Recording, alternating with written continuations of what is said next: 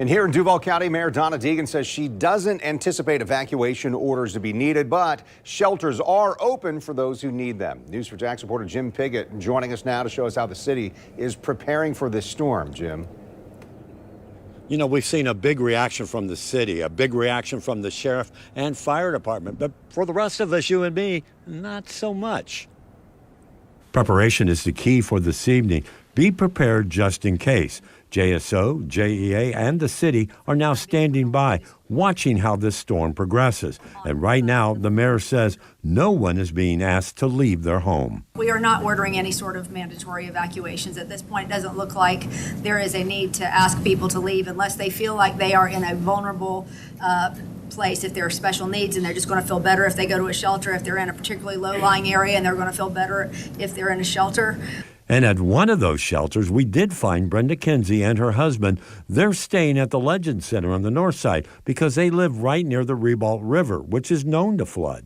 Our plan is stay here so we don't get flooded out because we live in the Ribault area. And you know when the water come up and floods your house out? Well, we found out about the legend about 4 years ago. And we've been coming ever since. This is the best place in the world. Not far from that shelter, we found a number of police officers going door to door along Knight Drive, also leaving leaflets about the flooding danger and the fact that they could catch a bus for free and go to the shelter to ride out the storm.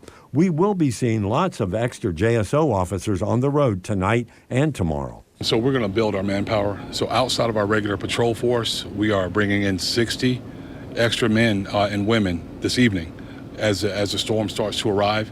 And then tomorrow morning we'll have 100, and they're going to be split completely in half, 50 on the west side of the river, 50 on the east side of the river. They're going to swap out with another 100 tomorrow evening. And this afternoon, the Urban Search and Rescue Team, made up of members of the fire department, sheriff's office, and public works, were also preparing. We have our urban search and rescue team, this is going to be their base of operations, and they're ready to respond to we have a catastrophic event, a building collapse or a tree get on a house or something like that.